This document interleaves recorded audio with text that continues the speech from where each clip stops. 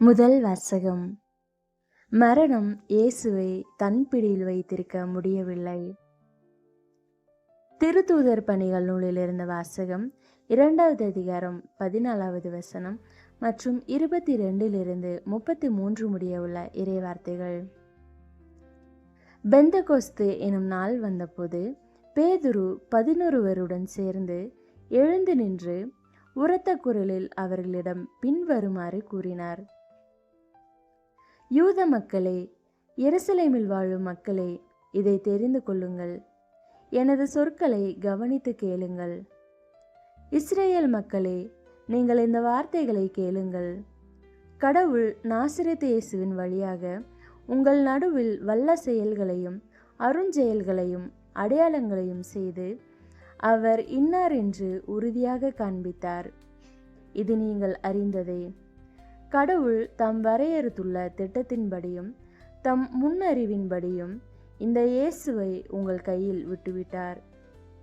நீங்கள் திருச்சட்டம் அறியாதார் மூலம் அவரை சிலுவையில் அறைந்து கொன்றீர்கள். ஆனால் கடவுள் அவரை மரண வேதனையினின்று விடுவித்து உயிர்த்தெழச் செய்தார். ஏனென்றால் மரணம் அவரை தன் பிடியில் வைத்திருக்க முடியவில்லை. தாவீது அவரை குறித்து கூறியது: நான் ஆண்டவரை எப்போதும் என் கண்முன் வைத்துள்ளேன். அவர் என் வலப்பக்கம் உள்ளார். எனவே நான் அசைவுறேன்.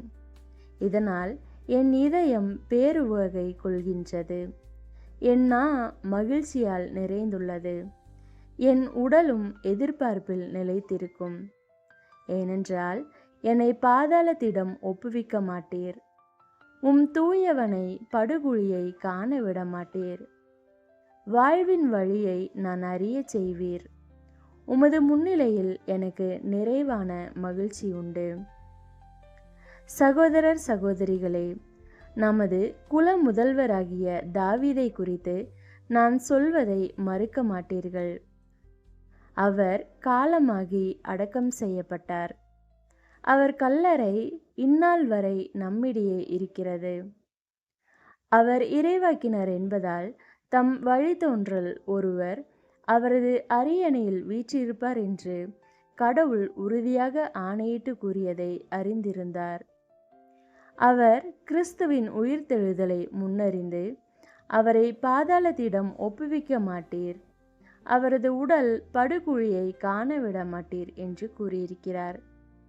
கடவுள் இந்த இயேசுவை உயிர்த்தெழச் செய்தார். இதற்கு நாங்கள் அனைவரும் சாட்சிகள்.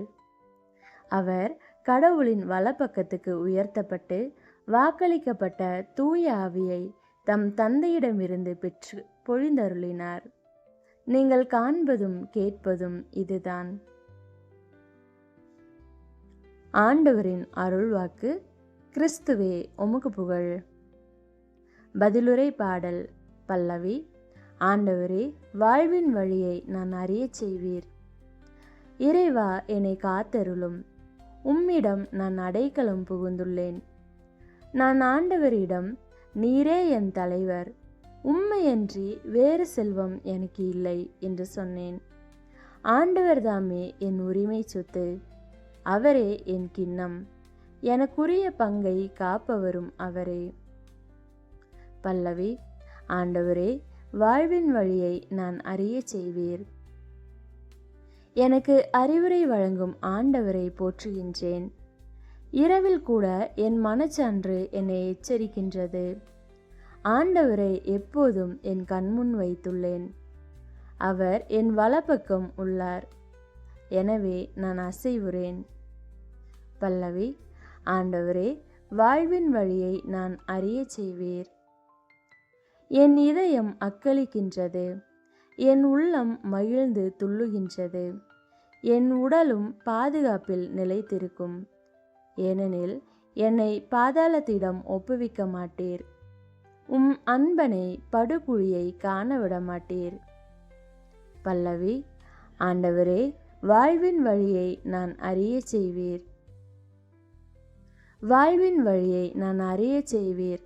உமது முன்னிலையில் எனக்கு நிறைவான மகிழ்ச்சி உண்டு. உமது வலப்பக்கத்தில் எப்போதும் பேரின்பம் உண்டு. பல்லவி. ஆண்டவரே, வாழ்வின் வழியை நான் அறியச் செய்வீர். இரண்டாம் வாசகம். உங்களை விடுவிக்க கொடுக்கப்பட்ட விலை மாசு மறுவற்ற ஆட்டுக்குட்டியை போன்ற கிறிஸ்துவின் உயர் மதிப்புள்ள இரத்தமாகும். திருத்தூதர் பேதுரு எழுதிய முதல் திருமுகத்திலிருந்து வாசகம். 1வது அதிகாரம் 17 21 முடிய உள்ள இறைவார்த்தைகள். அன்பார்ந்தவர்களே, நீங்கள் தந்தையே என அழைத்து மன்றாடுபவர் ஆளை பார்த்தல்ல, அவரவர் செயல்களின்படியே தீர்ப்பு வழங்குகிறார். ஆகையால் இவ்வுலகில் நீங்கள் அந்நியராய் வாழும் காலமெல்லாம் அவருக்கு அஞ்சி வாழுங்கள். உங்கள் மூதாதையரிடமிருந்து வழி வழியாய் வந்த வீணான நடத்தையினின்று உங்களை விடுவிக்க கொடுக்கப்பட்ட விலை என்னவென்று உங்களுக்கு தெரியும். அது பொன்னும் வெள்ளியும் போன்று அழிவுக்குட்பட்டது அல்ல, மாறாக மாசு மறுவற்ற ஆட்டுக்குட்டியை போன்ற கிறிஸ்துவின் உயர் மதிப்புள்ள இரத்தமாகும்.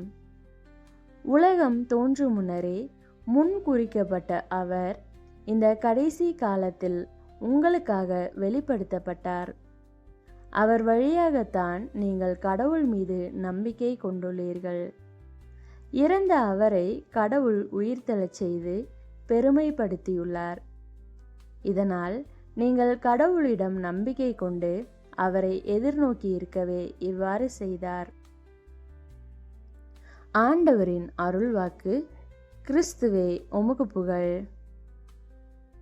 நற்செய்திக்கு முன் வாழ்த்தொலி. அல்லேலூயா, அல்லேலூயா. ஆண்டவர் தோற்றுவித்த வெற்றியின் நாள் இதுவே. இன்று அக்களிப்போம், அகமகிழ்வோம். அல்லேலூயா. நற்செய்தி வாசகம். இயேசு அப்பத்தை பிட்டு சீடர்களுக்கு கொடுத்தார். அவர்கள் அவரை அடையாளம் கண்டு கொண்டார்கள். லூக்கா எழுதிய தூய நற்செய்தியிலிருந்த வாசகம். 24வது அதிகாரம் 13 35 முடிய உள்ள இறைவார்த்தைகள். வாரத்தின் முதல் நாள் சீடர்களுள் இருவர் எருசலேமிலிருந்து ஏறத்தாழ 11 கிலோமீட்டர் தொலையிலுள்ள ஒரு ஊருக்கு சென்று கொண்டிருந்தனர். அவ்வூரின் பெயர் எம்மாவு. அவர்கள் இந்நிகழ்ச்சிகள் அனைத்தையும் குறித்து ஒருவரோடு ஒருவர் உரையாடி கொண்டே சென்றார்கள். இப்படி அவர்கள் உரையாடி கொண்டும் வினவிக்கொண்டும் சென்றபோது இயேசு நெருங்கி வந்து அவர்களோடு நடந்து சென்றார். ஆனால் அவர் யார் என்று அறிந்து உணர முடியாதவாறு அவர்கள் கண்கள் மறைக்கப்பட்டிருந்தன. அவர் அவர்களை நோக்கி, வழிநெடுகிலும் நீங்கள் ஒருவரோடு ஒருவர் பேசிக்கொண்டிருப்பது என்ன என்று கேட்டார். அவர்கள் முகவாட்டத்தோடு நின்றார்கள்.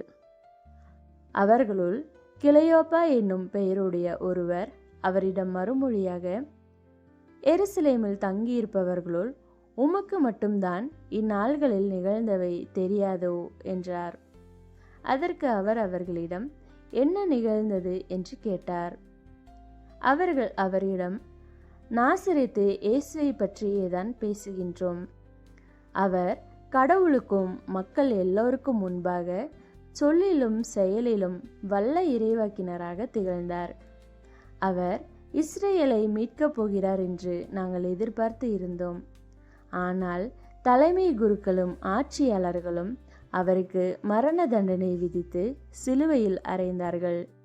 இவையெல்லாம் நிகழ்ந்து இன்றோடு 3 நாள்கள் ஆகின்றன. ஆனால் இன்று எங்களைச் சேர்ந்த பெண்களுள் சிலர் எங்களை மலைப்புக்குள்ளாக்கினர். அவர்கள் விடியற்காலையில் கல்லறைக்கு சென்றார்கள்.